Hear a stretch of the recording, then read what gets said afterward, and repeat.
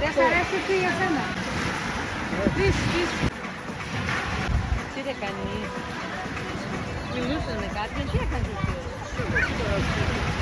Οι φωτιές.